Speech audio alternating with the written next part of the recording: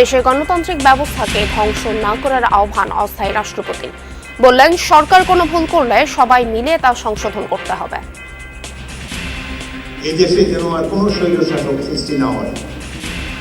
আমরা আমাদের সরকার বদলাবো, সরকার যদি ভুল করে তাকে সংশোধন করবেন, কিন্তু গণতান্ত্রিক ব্যবস্থাটিকে কেউ ধ্বংস করবেন না। গ্রামীণ স্বাস্থ্যসেবার করুণ দশা। 19,000-এর বেশি ইউনিয়ন স্বাস্থ্য কেন্দ্র ও উপকেন্দ্র থাকলেও প্রাথমিক সেবা বঞ্চিত প্রান্তিক জনগোষ্ঠী। এই হাসপাতাল জন্মতে কোনদিন ডেলিভারি রুগী দেখা কোনদিন ডেলিভারি হয় 10টা বাজে ফিরাই, এখনো কোনো ডাক্তার এখানে আসেনি। কিছু সাহায্য পাবো, কিছু ওষুধপত্র পাবো, কোনোদিন কিছু পাইনি আমরা। ঘরে ঘরে সেবা পৌঁছে দেওয়ার যে আমাদের লক্ষ্য, প্রাইমারি হেলথ কেয়ার, এটা নেওয়ার জন্য এটাকে ইন্টিগ্রেটেড একটা সিস্টেমে এনেই আমরা স্বাস্থ্যসেবা নিশ্চিত করবো ইনশাল্লাহ। ঢাকা সিলেট মহাসড়কের শেরপুর থেকে তেলিবাজার 35 কিলোমিটার জুড়ে যেন মরণ ফাঁদ। অভিযোগ, সড়কের বেহাল দশায় দুর্ঘটনার মূল কারণ। আমাদের রাস্তার যে অবস্থা, এটা চিন্তার বাইরে। গর্ত হইছে রাস্তার মাঝে, খুব মারাত্মক, যে কোনো সময় গাড়ি দুর্ঘটনা ঘটতে পারে। রোডের মধ্যে অনেক অবৈধ গাড়িগুলোর কারণে এই দুর্ঘটনা ঘটে। দায়িত্ব গ্রহণের পর আগামীকাল প্রথমবার চট্টগ্রাম ও কক্সবাজার সফরে যাচ্ছেন প্রধানমন্ত্রী তারেক রহমান। মাতারবাড়ি গভীর সমুদ্র বন্দর পরিদর্শন সহ ব্যস্ত কর্মসূচি। সরকারকে 1.5 শতাধিক রুগ্ন কারখানার তালিকা দিয়েছে বিজিএমইএ।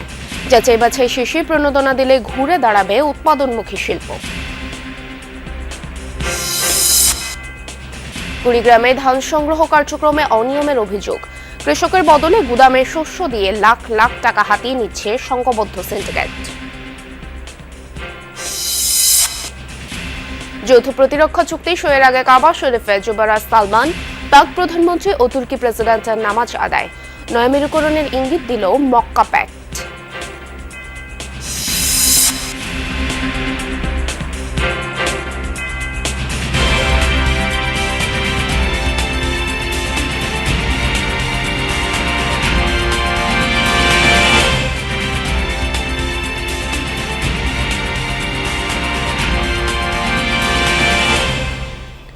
আমন্ত্রণ যমুনা নিউজে, আপনাদের সঙ্গে আছি আমি স্নিগ্ধ পুরবী। আর এতক্ষণ দেখছিলেন শিরোনাম। দেশে যেন আর কোনো স্বৈরশাসক তৈরি না হয়, সরকার কোনো ভুল করলে সবাই মিলে সংশোধন করতে হবে। গণতান্ত্রিক ব্যবস্থাকে ধ্বংস করা যাবে না। রাজধানীর কুর্মিটোলায় Bangladesh liberation war course and liberation ডের অনুষ্ঠানে একথা বললেন অস্থায়ী রাষ্ট্রপতি হাফিজউদ্দিন আহমদ বীর বিক্রম। জানান, রাজনৈতিক দলগুলোরও ভুল আছে। অর্থ আর ক্ষমতার লোভের কারণে মুক্তিযুদ্ধের আকাঙ্ক্ষা এখনো পূরণ হয়নি। সবাই উপস্থিত হয়েছে। রাজধানীর কুর্মিটোলা গলফ ক্লাবে বাংলাদেশ লিবারেশন ওয়ার্কর্স অ্যান্ড লিবারেশন ডের অনুষ্ঠান। অনুষ্ঠানের প্রধান অতিথি অস্থায়ী রাষ্ট্রপতি হাফিজউদ্দিন আহমদ বীর বিক্রম ৭১-এর স্মৃতিচারণ করেন। বলেন, সাম্য, মানবিক মর্যাদা আর গণতন্ত্রের জন্য ১৯৭১ সালের যুদ্ধের মতোই ২৪ জুলাই আগস্টে যুদ্ধ হয়েছে গণতন্ত্রের জন্য। গত 5ই আগস্টেও এই দেশের মানুষ একটি গণ অভ্যুত্থান দেখেছে। এটি হয়েছে গণতন্ত্রের জন্য। দেশের নির্বাচনের নামে কয়েকটি প্রহসন মঞ্চস্থ হয়েছে। আমরা কেন যুদ্ধ করেছি? একটি স্বাধীন রাষ্ট্র চাই, যেখানে সকলের সমান অধিকার থাকবে, কোনো বৈষম্য থাকবে না, ভোটের মূল্য থাকবে, মানবিক মর্যাদা থাকবে, সাম্য থাকবে। এগুলোর জন্যই তো আমরা ৭১-এ যুদ্ধ করেছিলাম। কিন্তু এই ৫০ বছর পরেও সেই আমাদের স্বপ্ন বাস্তবায়িত হয়নি। তার কারণে দেশের রাজনীতিকদের ব্যর্থতা, ক্ষমতার প্রতি তাদের লোভ, অর্থের প্রতি লোভ। রাষ্ট্রপতি বলেন, সরকার যদি ভুল করে সবাই মিলে সংশোধন করতে হবে, কিন্তু গণতান্ত্রিক ব্যবস্থা ধ্বংস করা যাবে না। এই দেশে যেন আর কোনো স্বৈরশাসক সৃষ্টি না হয়। আমরা আমাদের সরকার বদলাবো, সরকার যদি ভুল করে তাকে সংশোধন করবেন, কিন্তু গণতান্ত্রিক ব্যবস্থাটিকে কেউ ধ্বংস করবেন না। আমাদের রাজনীতিকদেরও অনেক কিছু শিকার আছে। যদি রাজনীতিবিদদের একটা অংশ যদি জীবন বিপন্ন করে ৭১-এ যুদ্ধ করত, তাহলে এই দেশে আর একদলীয় শাসন হতো না, গণতন্ত্র মর্যাদা পেত। ৭১-এ যে স্বপ্ন ধারণ করে বাংলাদেশ স্বাধীন হয়েছে তা সমুন্নত রাখতে বর্তমান প্রজন্মের প্রতি আহ্বান জানান রাষ্ট্রপতি। আগামী দিনগুলোতে আমরা আশা করি যে স্বপ্ন ধারণ করে আমরা যুদ্ধ করেছিলাম, এই স্বপ্ন পরবর্তী প্রজন্ম নিশ্চয়ই বাস্তবায়ন করবে। আল আমিনা কহন, যমুনা নিউজ, ঢাকা। সারা দেশে ইউনিয়ন পর্যায়ে স্বাস্থ্য প্রতিষ্ঠান 19,000-এর বেশি, যার মধ্যে রয়েছে পরিবার পরিকল্পনা, উপস্বাস্থ্য কেন্দ্র ও কমিউনিটি ক্লিনিক। তারপরেও মিলছে না কাঙ্ক্ষিত প্রাথমিক স্বাস্থ্যসেবা, বেশি বেহাল দশা উপস্বাস্থ্য কেন্দ্রের। স্বাস্থ্যমন্ত্রী জানালেন 3 প্রতিষ্ঠানের মধ্যে সমন্বয় বাড়ানোর উদ্যোগ নেওয়া হচ্ছে। জিহাদ ইসলামের ক্যামেরায় দেশের প্রত্যন্ত এলাকার স্বাস্থ্যকেন্দ্র ঘুরে বাস্তবতা তুলে এনেছেন সহকর্মী হাসান মিসবাহ। দেয়ালে ফাটল, খুলে পড়ছে পলেস্তারা, সামনে নোটিশ ঝুঁকিপূর্ণ ভবন, অথচ ভবনের বয়স মাত্র 26 বছর। এটি বাগেরহাটের গোয়ালমাঠ ইউনিয়ন উপস্বাস্থ্য কেন্দ্র। সেবা বন্ধ আছে বেশ কিছুদিন ধরে।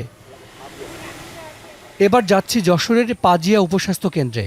চিকিৎসক নেই, সেবা দেন ফার্মাসিস্ট। তিনিই প্রেসক্রিপশনে লিখে দেন বেশ কয়েকটি অ্যান্টিবায়োটিক। ফ্লুক্লোক্সাসিন যে কেটে গেলে ঘা হলে সেখানে দিছি, আর আপনার জ্বর সর্দি কাশিতে আপনার সেফিক্সিম দিয়েছি, আর অ্যাজিথ্রোমাইসিনটা দিয়েছি। যার ডায়রিয়া হয়েছে তাকে, যেহেতু আমাদের সিপ্রোফ্লক্সাসিন নেই, তার পরিবর্তে অ্যাজিথ্রোমাইসিন ব্যবহার দিচ্ছি এখানে। বাইরে লেখা 24 ঘন্টা ডেলিভারি, অথচ স্থানীয়রা বললেন কোনো ডেলিভারি হয় না সেখানে। 2 মাস ধরে কেন্দ্রটি খোলাই হয়নি, সামনে জমে আছে পানি। এটি অভয়নগরের প্রেমবাগ স্বাস্থ্য ও পরিবার কল্যাণ কেন্দ্র। এখানে পাওয়া যায় জন্মনিয়ন্ত্রণ বড়ি, আর হয়তো কাশি জ্বর, তাও সব সময় থাকে না। এই হাসপাতাল জন্মতে কোনদিন ডেলিভারি রুগী জায়গায় কোনদিন ডেলিভারি হয়নি। 10টা বাজে ফিরাই, এখনো কোনো ডাক্তার এখানে আসেনি। আমাদের বাড়িতে হাসপাতাল আমরা আগে করছি, কোন দিনই আমাদের সুযোগ সুবিধা পাই সেটা না পাচ্ছি না। আমরা সেটা না পাচ্ছি, আমাদের হাসপাতাল দরকার নাই। সারা দেশে ইউনিয়ন উপস্বাস্থ্য কেন্দ্র 1313টি, এর মধ্যে অবকাঠামো নেই 366 ইউনিয়নে। 6,500 জনবলের মধ্যে অর্ধেক পদই শূন্য। সব কেন্দ্রে একজন MBBS ডাক্তারের পদ থাকলেও কোথাও দেখা মেলেনি। যশোর শহর থেকে খুব কাছেই বন্ধবিলা ইউনিয়ন, 26,000 মানুষ বসবাস করেন এই ইউনিয়নে। যে ইউনিয়নের মানুষের জন্য করা হয়েছে এই উপস্বাস্থ্য কেন্দ্রটি, কিন্তু সপ্তাহে মাত্র 1 দিন স্বাস্থ্যসেবা মেলে এখানে, আর বাকি দিনগুলোতে স্বাস্থ্য সহকারীরা এভাবে এসে অলস বসে থাকেন। তবে তাদের আরেকটি কাজ আছে, গুরুত্বপূর্ণ কাজ, সেটি হলো রোগী আসলে তারা বলে দেন সেবা এখন নয়, সোমবার। কিন্তু সোমবারে সপ্তাহে 1 দিন ডাক্তার আসে এখানে, ওই 1 দিন আসার কথা বলে দিই। কিন্তু লোক নেই, চিকিৎসা দেবে কিনা, মানুষ কোন সময় করে বিপদে পড়ে কিনা, আসবে স্বাস্থ্যকেন্দ্রে আইসে পাইল না, বিলম্ব তো অবশ্যই।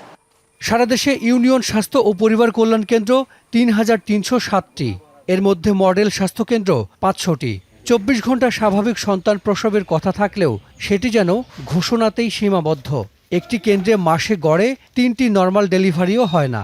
প্রতিষ্ঠানে যে আমরা গরিব গুরু আশেপাশে যারা আছি, তারা যে কিছু পাবো, কিছু সাহায্য পাবো, কিছু ওষুধপত্র পাবো, কোনোদিন কিছু পাই না আমরা। এখন তো এরা পরিত্যক্ত, মানে এরা ভাঙ্গে যাবে বিধায় ভয়তে ওই কাউন্সিলের মধ্যে নিয়ে বসাইছি আমরা। 1 দিন অথবা 2 দিন সপ্তাহে বসে, আর প্রতিদিন আসলে মনে করেন যে প্রায় লোকজন মনে করেন যে এখানে ঘুরে ঘুরে চলে যায়। দেখা গেলো সাপ্তাহিক সিগনেচার বা মাসিক সিগনেচারটা কমপ্লিট করার জন্য ওই সময় হয়তো এরা আসে, এখানে এসে সিগনেচার করে ওদের কাজ ওরা করে চলে যায়। এদিকে দেশের 14,000 কমিউনিটি ক্লিনিকে কিছুটা সেবা মিললেও অনেক ক্লিনিকের অবস্থা জরাজীর্ণ, সময় মতো খোলা হয় না, সেবা বঞ্চিত রোগীরা। কমিউনিটি ক্লিনিক আইডিয়াটা একটা রাজনৈতিক চিন্তার সাথে যুক্ত করে ফেলা হয়েছিল। মাঝখানে যে ইউনিয়ন সাবসেন্টারগুলোর উপর খুবই কমই গুরুত্ব দেওয়া হয়েছিল, ফ্যামিলি প্ল্যানিংয়ের কিছু গুরুত্ব ছিল। তো এইটা কিন্তু ঘটেছিল যে আমরা যে কোনো উপায়ে কমিউনিটি ক্লিনিকে হাইলাইট করে এটা বিপ্লব দেখাবো, আর মাঝখানেরটা যে দুর্বল হয়ে গেল সেটা আমরা খেয়াল করব না। তো তার ফলে কিন্তু ওইখানে একটা ক্ষতি হয়েছে। ইউনিয়ন পর্যায়ে প্রাথমিক স্বাস্থ্যসেবার এত বড় আয়োজন বিশ্বে বিরল। নানা রোগের চিকিৎসার পাশাপাশি প্রসবকালীন সেবাসহ বিনামূল্যে দেয়া হয় ওষুধও।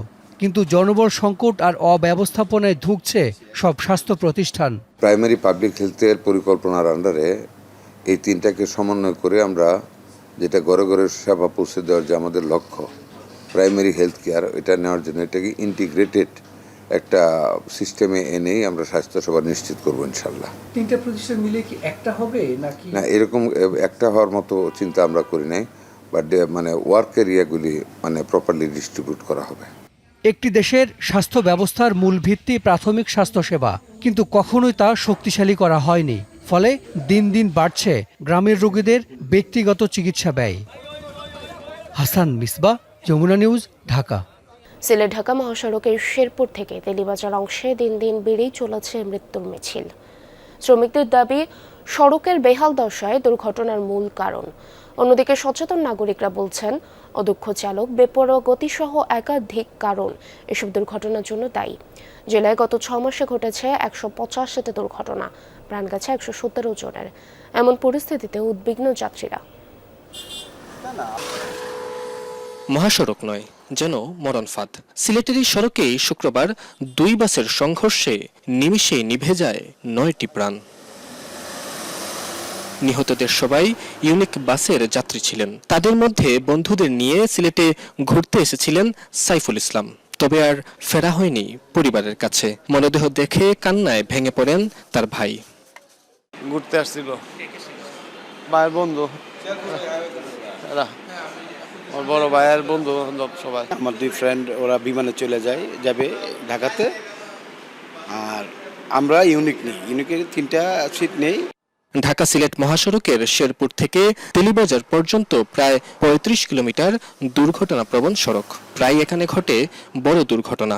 গত মে মাসেও ট্রাকের ধাক্কায় মৃত্যু হয় এক পিকআপে থাকা 7 শ্রমিকের। চালকদের দাবি, সড়কের বেহাল দশা, মহাসড়কে অবৈধ যান চলাচল দুর্ঘটনার বড় কারণ। রাস্তার তো অবস্থা খুবই খারাপ, ভয়াবহ রাস্তা। যে গর্ত হইছে রাস্তার মাঝে খুব মারাত্মক, যে কোনো সময় গাড়ি দুর্ঘটনা ঘটতে পারে। রোডের মধ্যে অনেক অবৈধ গাড়িগুলোর কারণে এই দুর্ঘটনা ঘটে।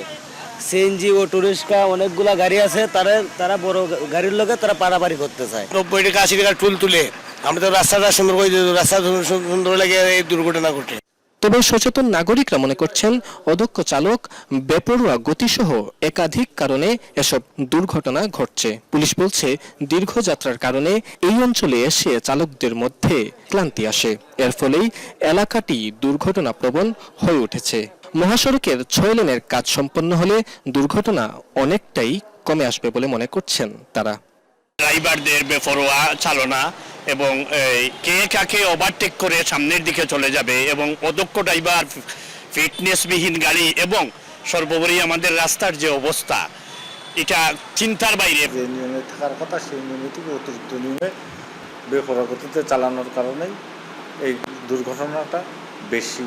ঢাকা সিলেট মহাসড়কের 6 লেনের কাজ চলমান আছে। কাজ অনেক জায়গায় কিছু কিছু কাজে দৃশ্যমান হয়েছে।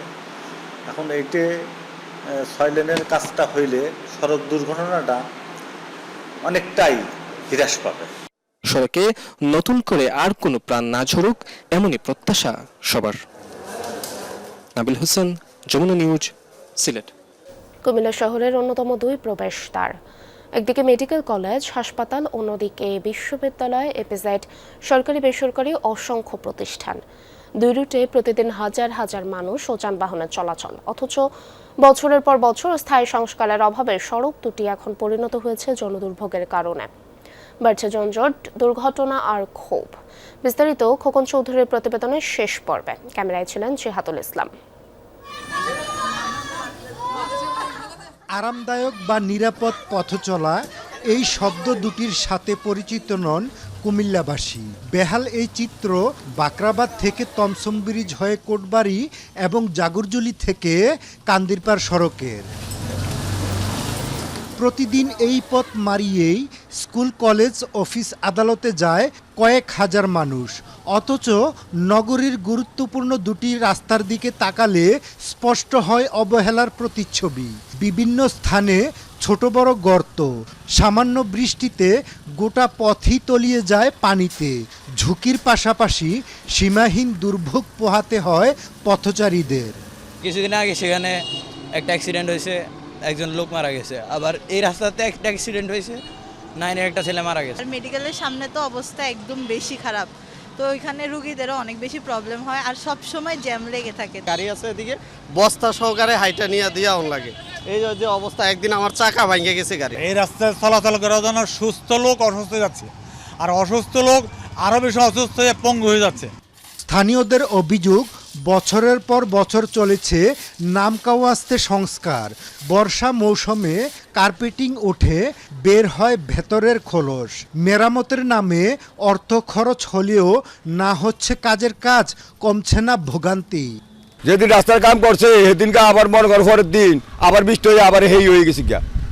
এই এমনি কাম করে কোনো লাভ নাই। কিছুদিন পরে পরে তাদের সিএমবির গাড়ি নিয়ে আইসা কিছু পুরাতন আজলা টোকাই আজলা কোনো কন্ট্রাক্টর থেকে মানে খুঁজে আনছে এমন দেখা যায় মানে এটি ভিক্ষা করে নিয়ে আদলার মতন লাগে। কয়দিন পর করে ইট বালু না দিয়ে এগুলো নিয়ে এগুলো দিয়ে টাকা লোটপাট করে নেয়, এগুলো মানে এগুলো কিন্তু কাজে আসতেছে না। এসব বিষয়ে জানতে চাইলে এড়িয়ে যান সড়ক ও জনপথ বিভাগের নির্বাহী প্রকৌশলী। এমন অসহযোগিতায় ক্ষোভ জানিয়েছেন সচেতন নাগরিকরা।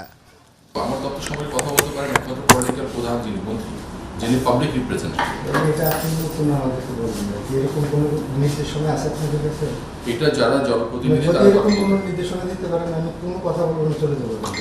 আপনাকে আমি বলতেছি তার মানে কি নাকি যে আমি আপনাকে টাকা দিব না? আমি তাইলে ওইটা বলেন, দিলে তো আর আমার এত কিছু বলার না, এত কিছু বলা আপনি, আমি আপনাকে একটা আইনের কথা বলছি, আপনাকে আপনাদের এই জিনিসগুলো জানা দরকার, আপনাদের এই জিনিসগুলো জানা দরকার, বুঝতে পারছেন? রেষারেষিতে না যে জনগণের টাকা, সরকারের টাকা, সরকারের কাজে উন্নয়নের কাজে সেটা ব্যাঘাত না ঘটিয়ে দ্রুত সম্ভব উন্নয়নটা করুন, আপনাদের মুখটা বাঁচবে। জনগণের প্রত্যাশা অস্থায়ী সংস্কার নয়, টেকসই সমাধান। কারণ কুমিল্লার এসব গুরুত্বপূর্ণ সড়কের উপর নির্ভর করে চিকিৎসা, স্বাস্থ্য, শিক্ষা ও পর্যটনের গুরুত্বপূর্ণ যোগাযোগ ব্যবস্থা এবং স্থানীয় অর্থনীতির চাকাও। তাই ক্ষুব্ধ মানুষের এখন দেখার বিষয় সরকারের প্রতিশ্রুত সংস্কার বাস্তবায়ন এখন কতটা বাস্তবে রূপ নেয়। খোকন চৌধুরী, যমুনা নিউজ, কুমিল্লা। নির্বাচনে জয়ী হয়ে দায়িত্ব গ্রহণের পর প্রথমবার বন্দরনগরী চট্টগ্রাম যাচ্ছেন প্রধানমন্ত্রী তারেক রহমান। কক্সবাজার ও চট্টগ্রাম সফর ঘিরে চলছে জোর প্রস্তুতি, সর্বত্র সাজ রব। প্রধানমন্ত্রীর আগমনে উচ্ছ্বসিত বিএনপির নেতাকর্মীরা। 2 জেলায় 4টি স্থানে পৃথক কর্মসূচি সফল করতে দিন রাত চলছে কর্মতৎপরতা। রোববার সকালে কক্সবাজারের মহেশখালীতে মাতারবাড়ি গভীর সমুদ্র বন্দর, কয়লাভিত্তিক বিদ্যুৎ কেন্দ্র ও সমন্বিত উন্নয়ন কর্তৃপক্ষের কার্যক্রম পরিদর্শন শেষে চট্টগ্রাম আসবেন প্রধানমন্ত্রী তারেক রহমান। সফরকে ঘিরে বাঁশখালী, হাটহাজারী ও ফটিকছড়িতে চলছে শেষ মুহূর্তের প্রস্তুতি। ফটিকছড়িতে জনসভাস্থলে তৈরি হচ্ছে সুবিশাল মঞ্চ, হেলিপ্যাড, চলছে সাজসজ্জা ও আনুষঙ্গিক কাজ। আমাদের এমপি মহোদয় শপথ নেওয়ার পর আমরা আমাদের প্রধানমন্ত্রীকে পরিচয়তে আমাদের আসার সৌভাগ্য হয়েছে। সকল বাহিনী একসাথে কাজ করছে যাতে এই প্রোগ্রামটাকে অত্যন্ত সুন্দরভাবে করা যায় এবং মাননীয় প্রধানমন্ত্রী যেভাবে বন্যার্থদের কাছে ছুটে আসতেছেন, আমরাও আমাদের বন্যার্থদের পাশে থাকি, তাদের পাশে থেকে এই অনুষ্ঠানটি সুন্দরভাবে করতে যাচ্ছে। নেতা কর্মীদেরও খবর নেবে, এলাকার উন্নয়নেরও খবর নিচ্ছে এবং হেফাজতুল ইসলাম আমির সাহেবের সাথেও উনি সাক্ষাৎ করবেন। এটা আমার জন্য এবং ফটিকছড়িবাসীর জন্য অত্যন্ত খুশি। বাঁশখালীতেও চলছে প্রধানমন্ত্রী তারেক রহমানকে বরণের জোর প্রস্তুতি। এরই অংশ হিসেবে ক্ষতিগ্রস্ত পরিবারকে দেওয়ার জন্য নির্মিত ঘর পরিদর্শন করেন বিভাগীয় কমিশনার। মন্ত্রী, এমপি এবং বিএনপি নেতাকর্মীরাও তৎপর। কোথায় কি কর্মসূচি, কিভাবে হবে জনসমাগম, এসব নিয়ে চলছে শেষ মুহূর্তের প্রস্তুতি। বন্যা দুর্গতদের আক্রান্ত বেশি ছিল, তিনি তাদের পাশে এসে দাঁড়ানোর জন্যই এই সফরসূচি দিয়েছেন। এখানে তিনি 100 জন ব্যক্তিকে তাদের গৃহ মেরামত করার জন্য প্রতিশ্রুতি দিয়েছেন। চট্টগ্রামের 3 জেলা, চট্টগ্রাম মহানগর, চট্টগ্রাম উত্তর এবং দক্ষিণের একেবারে উপজেলা পর্যন্ত নেতৃবৃন্দের সাথে, বিএনপি এবং অঙ্গ সহযোগী সংগঠনের নেতৃবৃন্দের সাথে উনি ওপেন হাউস মত বিনিময় করবেন। আমি মনে করি বাংলাদেশের রাজনীতিতে এবং গণতান্ত্রিক চর্চায় এটি অত্যন্ত বিরল একটি পদক্ষেপ এবং নতুন একটি পদক্ষেপ। প্রধানমন্ত্রীর আগমন ঘিরে উচ্ছ্বাস, উন্মাদনা বিএনপি ও অঙ্গ সংগঠনের নেতাকর্মীদের মাঝে। দলীয় কার্যালয়ে বাড়ছে ভিড়। সভা সমাবেশ আর প্রস্তুতি বৈঠকে চলছে দলের প্রধানকে বরণে কর্মপরিকল্পনা। নির্বাচনের পরে প্রথম চট্টগ্রাম সফর আসছেন, আমাদেরকে প্রায় 1 থেকে 1.5 ঘন্টা সময় উনি দিতে পারবেন। তো এই সুযোগে আমরা আমাদের তৃণমূলের নেতাকর্মীদের সাথে যতটা সম্ভব ততটা উনি কথা বলার চেষ্টা করবেন। এই জন্য সেইভাবে আমরা আমাদের প্রস্তুতি নিচ্ছি। মহানগর বিএনপির সকল নেতা কর্মী ওনার আসার পরিপ্রেক্ষিতে আমরা অত্যন্ত উজ্জীবিত। আমরা যেহেতু উনি প্রথমবার আসতেছেন, আমরা ওনাকে স্বাগত জানাচ্ছি। নতুন উদ্যমে আমরা আমাদের রাজনৈতিক কর্মকাণ্ডগুলি আমরা শুরু করব। রোববার সফরে মহেশখালী, বাঁশখালী, হাটহাজারী ও ফটিকছড়িতে নির্ধারিত কর্মসূচিতে অংশ নেবেন প্রধানমন্ত্রী তারেক রহমান। এসব কর্মসূচিতে স্থানীয় নেতাকর্মীদের সঙ্গে সরাসরি কথা বলবেন তিনি। দিনের কর্মসূচি শেষে চট্টগ্রামের 5 তারকা হোটেল রেডিসনে বিএনপির সাংগঠনিক সভায় যোগ দেওয়ার কথা রয়েছে প্রধানমন্ত্রীর। জোবাইর রিফাত, যমুনা নিউজ, চট্টগ্রাম। উৎপাদনমুখী শিল্পে গতি সঞ্চারে সহায়তা দিচ্ছে সরকার। ঘোষণা করা হয়েছে বড় প্রণোদনা প্যাকেজ। সুযোগ কাজে লাগাতে তৈরি পোশাক খাত প্রস্তুতি নিচ্ছে। 1.5 শতাধিক রুগ্ন কারখানার তালিকা প্রস্তুত করেছে বিজিএমইএ। যাচাই বাছাই হচ্ছে এসব তথ্য। এক্ষেত্রে কাজ করছে নিরীক্ষা প্রতিষ্ঠান। বিজিএমইএ সভাপতি বলেন, সহায়তা নিতে হলে পরিকল্পনা দিতে হবে। রুগ্ন না হলে অর্থ প্রাপ্তির সুযোগ নেই। বিশ্লেষকরা বলছেন, উৎপাদনে থেকে সংকটে পড়া প্রতিষ্ঠানগুলোকে সহায়তা দেওয়া উচিত। নানাবিধ সংকটে ধুকে ধুকে চলছে শিল্প উৎপাদন। 2-3 বছর ধরেই চলছে মন্দ অবস্থা। কাঙ্ক্ষিত কর্মসংস্থান না হওয়ায় বাড়ছে বেকারত্ব। এমন অবস্থায় শিল্প উৎপাদন বৃদ্ধির উদ্যোগ নিয়েছে সরকার। রুগ্ন ও বন্ধ কারখানায় প্রাণের সঞ্চার করাই এই উদ্যোগের উদ্দেশ্য। ঘোষণা করা হয়েছে 60,000 কোটি টাকার পুনর্থয়ন তহবিল। এর মধ্যে বন্ধ শিল্প ও সেবা খাতের জন্য বরাদ্দ 20,000 কোটি টাকা।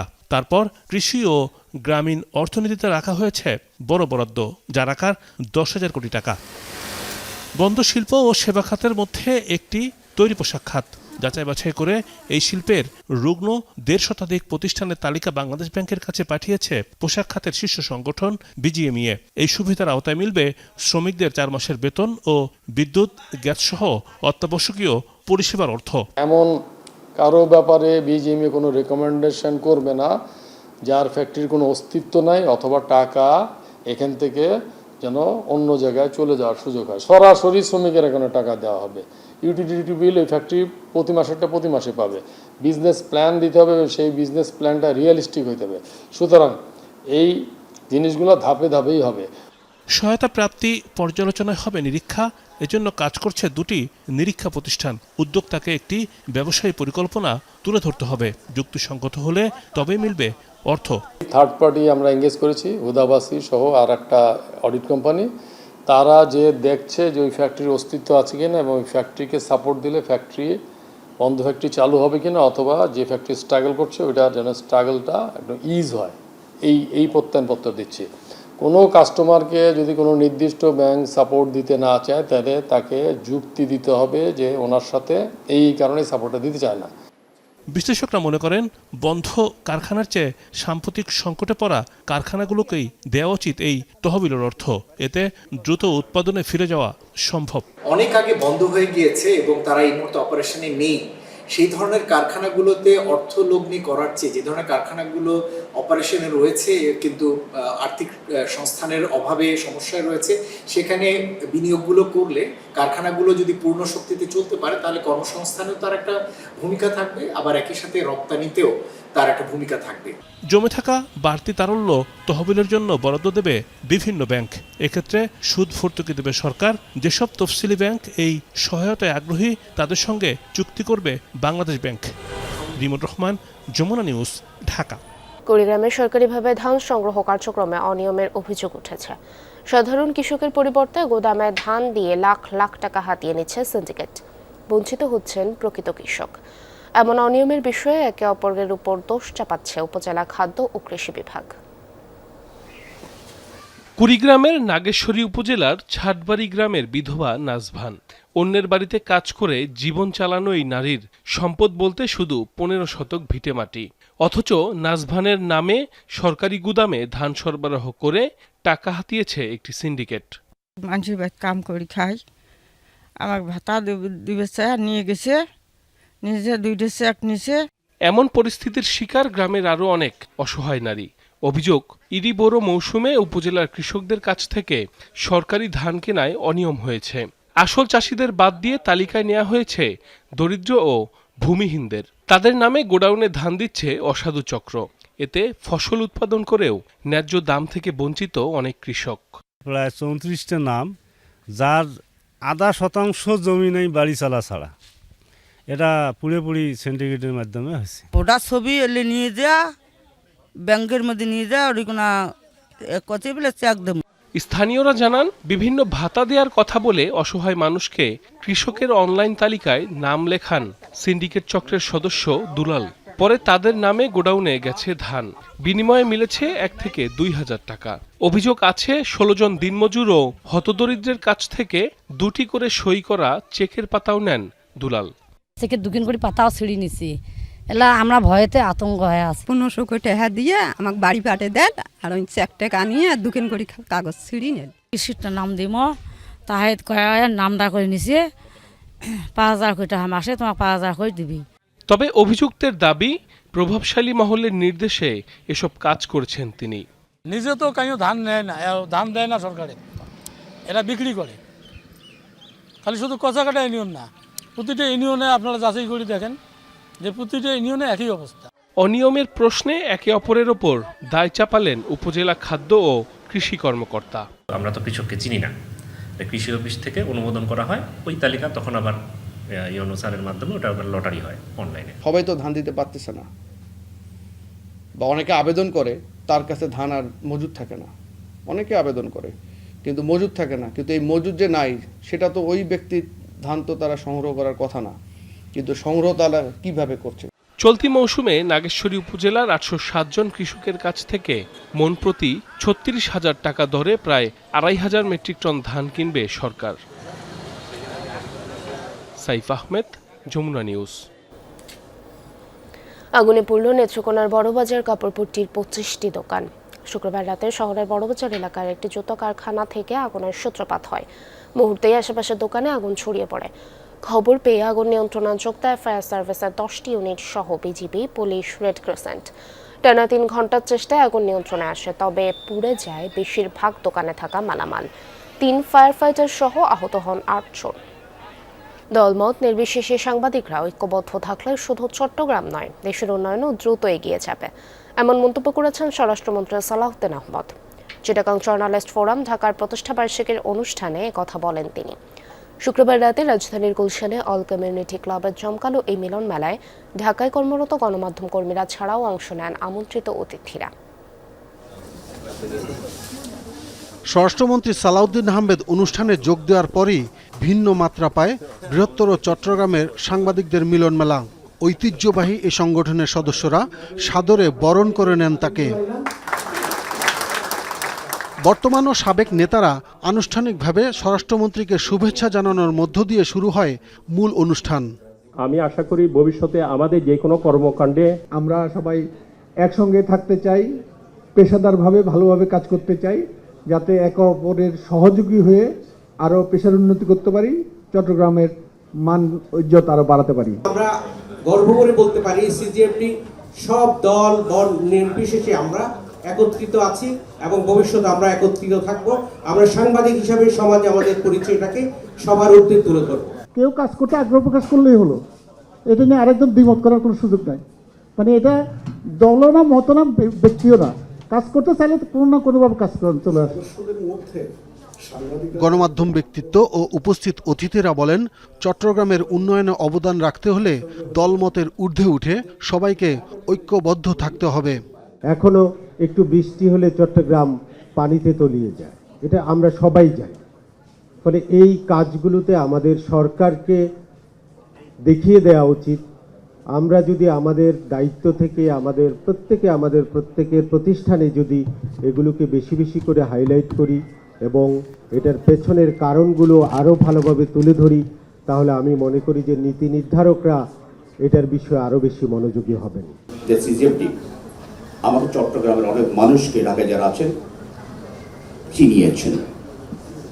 চট্টগ্রামের সাংবাদিকদের মধ্যে একটা মেলবন্ধন, সাংবাদিকদের মধ্যে ইন্টারাকশনের একটা জায়গা তৈরি করে, যেটা একটা পারিবারিক পরিবেশ তৈরি করে।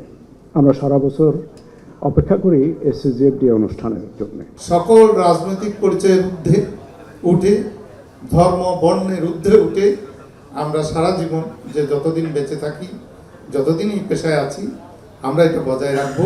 আস্থা অর্জনে বাংলাদেশ পুলিশকে, বিশেষ করে ঢাকা মেট্রোপলিটন পুলিশকে যথাসম্ভব সহযোগিতা করবেন, সর্বাত্মক সহযোগিতা করবেন। আমরা একসাথে কাজ করব, আপনারা আমার কাছে আসবেন, আমরা আপনাদের কাছে যাব। প্রধান অতিথির বক্তব্যে স্বরাষ্ট্রমন্ত্রী বলেন, সাংবাদিকরা ঐক্যবদ্ধ থাকলে শুধু চট্টগ্রাম নয়, দেশের উন্নয়নও দ্রুত এগিয়ে যাবে। শুধু পর্যটন হিসেবে কক্সবাজারকে চট্টগ্রামকে চিনলে তো হবে না, পর্যটনকে দিয়ে চিনেছে, এখন আমাদের সমাপ্ত করতে হবে ইকোনমি দিয়ে, সেটাকে ফ্লোরিশ করতে হবে, এক্সপ্লোর করতে হবে, দেন এক্সপ্লোটেশনের মাধ্যমে আমরা রেভিনিউতে যোগ করবো। সারা বাংলাদেশের রেভিনিউ যা হবে ওই জায়গা থেকে তার ডবল হবে। তাছাড়াও ভবিষ্যৎ জ্বালানি নিরাপত্তায় তার সরকারের নেওয়া বিভিন্ন প্রকল্পের কথাও তুলে ধরেন সাংবাদিকদের সামনে। আমাদের এটা মাল্টিপল চয়েস থাকতে হবে, gas, renewable energy, fossil oil এবং আমাদের কোল পাওয়ার, এই চারটা আমাদের মাল্টিপল চয়েস রাখতে হবে। তবে গ্রাজুয়ালি আমাদের যেটা চিন্তা এবং আমরা যেটা পলিসি নিয়েছি সরকারের, যে আমরা ক্রমান্বয়ে গ্রিন এনার্জির দিকে যাব, রিনিউয়েবল এনার্জির দিকে যাব, সেটার জন্য আমরা সময় নির্ধারণ করেছি 2030-এর মধ্যে। এর আগে সংগঠনের বর্তমান সাবেক নেতৃবৃন্দ ও ঢাকায় কর্মরত সিনিয়র সাংবাদিকদের অংশগ্রহণে অন্যরকম এক মিলন মেলায় রূপ নেয় পুরো অনুষ্ঠান। তার আগে মনোজ্ঞ সাংস্কৃতিক অনুষ্ঠানের বর্ণিল পরিবেশনা ছিল চোখে পড়ার মতো। আব্দুল্লাহ তুহিন, যমুনা নিউজ, ঢাকা। মাথাগোজার একটি ছোট্ট ঘর, সেটি হওয়ার কথা ছিল জীবনের সবচেয়ে বড় আশ্রয়, কিন্তু ২৬ বছর ধরে সংস্কারবিহীন সরকারি আশ্রয়ন প্রকল্পের সেই ঘর এখন নতুন দুর্ভোগ। বলছি মানিকগঞ্জের হরিরামপুর উপজেলার দিয়াবাড়ি সরকারি আশ্রয়ন প্রকল্পের কথা। জরাজীর্ণ ঘরে সামান্য বৃষ্টিতেই পানি পড়ে, ভিজে যায় বিছানা, কাপড় আর প্রয়োজনীয় জিনিসপত্র। বছরের পর বছর এমন অনিশ্চয়তার মধ্যেই বসবাস করছেন বাসিন্দারা। পদ্মার ভাঙনে সব হারিয়ে সরকারি আশ্রয়ন প্রকল্পে মাথা গোজার জায়গা পেয়েছিলেন রফিজা বেগম। স্বামী নেই, সন্তানরাও আলাদা, ছোট্ট এই ঘরেই একা বসবাস তার। কিন্তু সেই আশ্রয়ই এখন নতুন দুর্ভোগের নাম। টিনের চালের ছিদ্র দিয়ে পানি পড়ায় পলিথিন দিয়ে কোনো মতে দিন কাটাচ্ছেন তিনি। টিন নাই, কাঠ নাই, একবারে শেষ। বৃষ্টি আসলে যে কাপড় টাপড়, এই যে কাগজ টাগজ মুড়ে দিয়ে থাকি। শুধু রফিজা বেগমই নন, বৃষ্টি এলেই একই দুর্ভোগে পড়ে পুরো আশ্রয়ন প্রকল্পের বাসিন্দারা। জোড়াতালি দিয়ে কোনো মতে বসবাস করছেন তারা। সরকারি আশ্রয়ন প্রকল্পের উদ্দেশ্য ছিল ভূমিহীন ও অসহায় মানুষের নিরাপদ আবাস নিশ্চিত করা, অথচ দীর্ঘদিন ধরে সংস্কারের অভাবে সেই আশ্রয়নই এখানকার শতাধিক পরিবারের জন্য দুর্ভোগের কারণ হয়ে দাঁড়িয়েছে। বাসিন্দাদের প্রশ্ন, এত বছরেও কেন তাদের দুর্দশা দেখার কেউ হলো না। সচরা বাঙ্গুন দিয়ে আশ্রয় কেন্দ্রে আশ্রয় নিচ্ছি, খুবই অসহায়। গড়টা যদি ছাইড়ে দিত মাগো, তো তাদের জন্য দোয়া করতাম। বৃষ্টি এলে আমাদের নাক দিয়ে পানি যায়, নাক দিয়ে গাল দিয়ে পানি যায়, ওই তোষক মশক উল্টাই রাখুন লাগে, আমরা থাকা পারতেছি না আর কি। ২০০০ সালের দিকে হরিরামপুর উপজেলার দিয়াবাড়ি আশ্রয়ন প্রকল্পে ১০০টি পরিবারকে পুনর্বাসন করা হয়, কিন্তু ২৬ বছরেও ঘরগুলো আর সংস্কারের উদ্যোগ নেওয়া হয়নি। বাসিন্দাদের অভিযোগ, জনপ্রতিনিধি থেকে শুরু করে সরকারি দপ্তরে বারবার জানিয়েও মেলেনি কার্যকর উদ্যোগ। পানি পরে আমরা তখন নির্ভয়ের মধ্যে পড়ে গেছি, যেহেতু এ জায়গায় যে প্রশাসনের লোক যেই হোক এটা কোনো করতেছে না, তদন্ত যদিও করে কোনো কাজ হইতেছে না। প্রধানমন্ত্রীর কাছে আমাকে এইটাই অনুরোধ যে আমাকে গাড়টা মেরামত করে দেখো, আমরা 500 লোক বসবাস করতে পারতেছি না। তবে আশ্রয়ন প্রকল্পের ঘরগুলো দ্রুত সংস্কারের আশ্বাস দিয়েছে জেলা প্রশাসন। কেউ ব্যক্তিগতভাবে যদি আসে যে আমি ঘরটি মেরামত করতে পারছি না, অবশ্যই সরকার তার পাশে থাকবে। তারা যেন অবশ্যই স্থানীয় প্রশাসনে একটি আবেদন করে, ঘর নির্মাণ অথবা নতুন ঘরের চাহিদা জানিয়ে সরকার তার সাধ্যমতো অবশ্যই চেষ্টা করবে। শুধু ঘরই নয়, আশ্রয়ন প্রকল্পে যাওয়ার একমাত্র সড়কটিও এখন চলাচলের অনুপযোগী। ভাঙাচোরা রাস্তায় সামান্য বৃষ্টিতেই কাদায় পিচ্ছিল হয়ে পড়ে, ফলে চরম দুর্ভোগে যাতায়াত করেন বাসিন্দারা। BM Khorshed, Jamuna news, Manikganj. সিলেট সাদাপাথরে ঘুরতে গিয়ে দুর্বৃত্তদের হামলায় আহত হয়েছেন পর্যটক, সাংবাদিক সহ 5 জন। শুক্রবার সন্ধ্যায় এই ঘটনা ঘটে। প্রত্যক্ষদর্শীরা জানায়, প্রাইভেট কারে সাদাপাথর ঘুরতে যান কয়েকজন পর্যটক। এ সময় পেছন থেকে অন্য একটি গাড়ি তাদের কয়েকবার ধাক্কা দেয়। কারণ জানতে চাইলে তাদের উপর হামলা করা হয়। স্থানীয়রা জানান, হামলাকারীরা সাদা পাথর কাণ্ডে বরখাস্তকৃত ইউপির সদস্য দুলাল মিয়ার অনুসারী। হামলায় 3 সাংবাদিক সহ পর্যটকরা আহত হন। পুলিশ ঘটনাস্থলে গিয়ে হামলায় জড়িত একজনকে আটক করলেও তাকে ছিনিয়ে নেয় বাকিরা।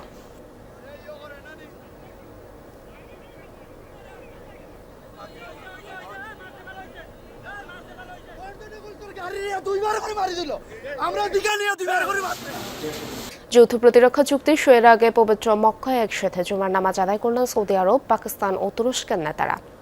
অংশ নেন সৌদি যুবরাজ মোহাম্মদ বিন সালমান, পাক প্রধানমন্ত্রী শেহবাজ শরীফ, পররাষ্ট্রমন্ত্রী ইসাকদার, ফিল্ড মার্শাল আসিম মুনির এবং তুরস্কের প্রেসিডেন্ট রিসেপ তাইয়েপ এরদোগান সহ পররাষ্ট্রমন্ত্রী হাকান ফিদান। এছাড়াও দেশটির 3টি উচ্চ পর্যায়ের কর্মকর্তারাও জামাতে নামাজ আদায় করেন। পাক প্রধানমন্ত্রীর কার্যালয় থেকে ভিডিওটি সোশ্যাল মিডিয়ায় পোস্ট করা হয়। মধ্যপ্রাচ্যে বাড়তে থাকা উত্তেজনার মাঝে নতুন মেরুকরণের পথে মুসলিম বিশ্ব। এমন ইঙ্গিত দিচ্ছে সৌদি আরব, পাকিস্তান ও তুরস্কের যৌথ প্রতিরক্ষা চুক্তি মক্কা প্যাক্ট। এর উদ্দেশ্য বহিঃশত্রুর যে কোনো হামলাকে দেখা হবে যৌথ আগ্রাসন হিসেবে, প্রতিহতও করা হবে একই সাথে। পারস্পরিক নিরাপত্তা জোরদারের মাধ্যমে আঞ্চলিক ও বৈশ্বিক স্থিতিশীলতা রক্ষায়ও প্রতিজ্ঞাবদ্ধ 3 দেশ। সামরিক খাতের পাশাপাশি উন্মুক্ত হবে কূটনৈতিক, অর্থনৈতিক সহ অন্যান্য সহযোগিতার পথ, অভিমত বিশ্লেষকদের।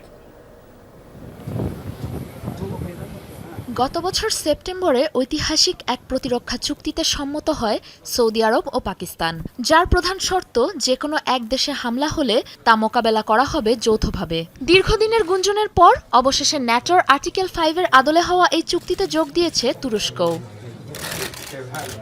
সৌদি আরবের পবিত্র নগরী মক্কায় মক্কা জয়েন্ট ডিফেন্স এগ্রিমেন্টে স্বাক্ষর করেন তুরস্কের প্রেসিডেন্ট রিসেপ তাইয়েপ এরদোগান, পাকিস্তানের প্রধানমন্ত্রী শেহবাজ শরীফ ও সৌদি ক্রাউন প্রিন্স মোহাম্মদ বিন সালমান।